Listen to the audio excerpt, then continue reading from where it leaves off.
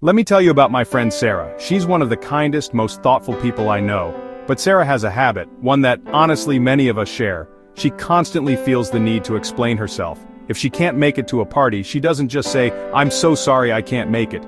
Instead, she sends this long message detailing her exhausting week, the pending deadline, her promise to her parents, how guilty she feels for letting everyone down. She builds a case for her decision as if she's on trial and the jury is her group of friends. Her simple no becomes a complex apology filled with justifications she hopes will be enough to earn their understanding and, more importantly, their approval. This pattern shows up everywhere in her life.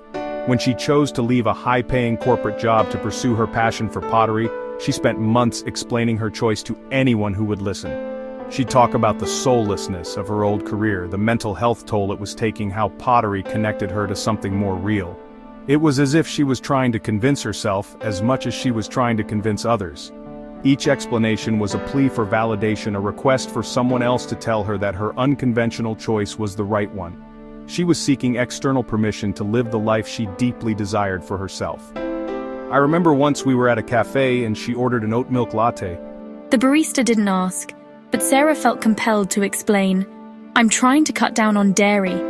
It's not for any major health reason. I just read an article about it and thought I'd give it a try. But I might go back to regular milk next week." I looked at her and smiled, realizing she had just justified her coffee order to a complete stranger. It was a small moment, but it revealed a much larger truth about her internal world. She was living in a state of constant defense, ready to explain any choice that might be perceived as different or inconvenient to others. This brings me to the incredible wisdom of the psychologist Carl Jung. Jung's ideas, though decades old, feel more relevant today than ever. He talked about the persona and the shadow. Think of the persona as the mask we wear for the world. It's the polished, agreeable, socially acceptable version of ourselves that we present in our jobs, with our friends, and even on social media. It's the version of us that wants to fit in and be liked. For someone like Sarah, her persona is the diligent explainer, the one who works hard to ensure no one is ever put off or disapproves of her choices. It's a mask crafted for social harmony. But then, Jung introduces the concept of the shadow. The shadow is the part of ourselves that we hide, not just from others but often from ourselves. It contains the feelings, desires, and thoughts we deem unacceptable, messy, or wrong. It might be our desire to say no without feeling guilty. It could be our ambition, our anger, or our need for solitude. When we constantly explain ourselves, we are essentially trying to keep our shadow hidden. We are afraid that if we just state our decision simply, "I can't come" or "I'm changing careers," they might see us as selfish, unreliable, or strange. The real goal, according to Jung, is not to destroy the shadow but to integrate it. This means acknowledging and accepting all parts of yourself, the good and the bad. The roots often go back to our childhood. As children, we learn that we need to explain ourselves to authority figures, our parents, our teachers. Why didn't you finish your homework? Why is your room a mess? We learn early on that providing a good reason can help us avoid punishment or disapproval. This pattern becomes deeply ingrained in our minds. We carry this dynamic into adulthood, treating friends, partners, and even colleagues as authority figures whose approval we must constantly earn. There's also a powerful social component at play. We are social creatures, and our brains are wired for connection and belonging. A deep-seated fear we all share is the fear of rejection or abandonment. When we over-explain, we are trying to manage the other person's perception of us to ensure they don't reject us. We think that if we provide enough context, they will understand our intentions and won't judge our character harshly. It's a preemptive strike against misunderstanding. We're essentially saying, "Please don't think badly of me. Here are all the reasons why my actions are valid, so you can continue to accept me in the group." Another reason is a lack of trust in ourselves. When we are not confident in our own decisions, we seek validation from others to feel secure. Setting boundaries is one of the most powerful acts of self-respect. Learning to say no without a lengthy explanation is at the heart of it. A boundary isn't a wall to push people away. It's a line you draw. To protect your well-being, to protect your time, to protect your energy. It's a message to yourself, and to others, your needs matter. A simple, clear, kind no honors you. It can feel uncomfortable at first, especially if you're a chronic people pleaser. But this skill gets easier and more empowering with practice. Many think a blunt no is rude, but assertive is not aggressive. You can set a boundary with grace and kindness. Try this. "Thank you so much for thinking of me, but I won't be able." Or, "I appreciate the offer, but I'll have to pass this time." They're polite and clear. They don't invite debate. You don't have to fill the silence. Let the other person react. Their response is their responsibility. Your decision is yours. Think of the people you respect most. They're often clear and direct. They don't over-explain or make excuses. They're confident in their decisions. That clarity is respect. It shows trust in the other person to handle the decision. When you offer a convoluted story, you imply the other person can't accept a simple no.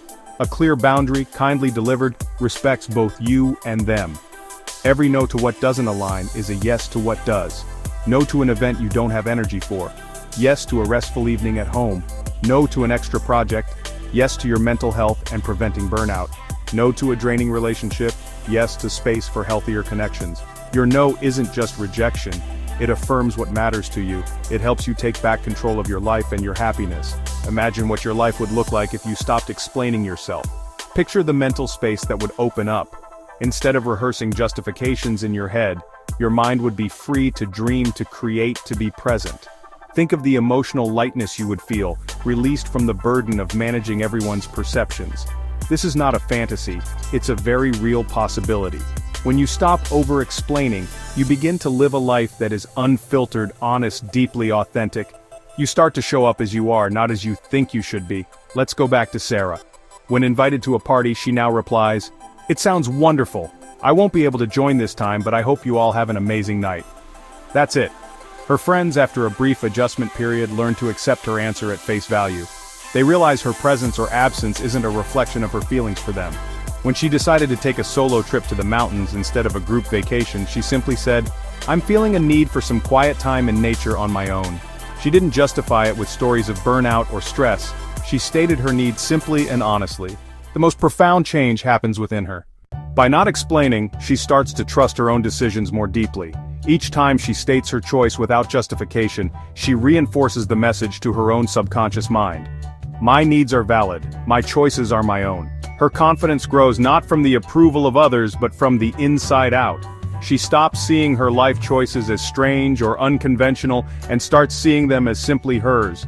Her passion for pottery is no longer a defense against a corporate life, but a joyful expression of her creativity. She owns it fully. This freedom also improves her relationships. Because she is no longer seeking validation, her interactions become more genuine. She listens more. She defends less. She connects with people on a deeper level because she's not performing anymore. Her friends and family start to see the real Sarah, not the anxious people pleaser. They learn to respect her boundaries, and in turn, their relationships become more honest and balanced. By releasing the need to be understood by everyone, she ironically becomes more deeply connected to the people who truly matter.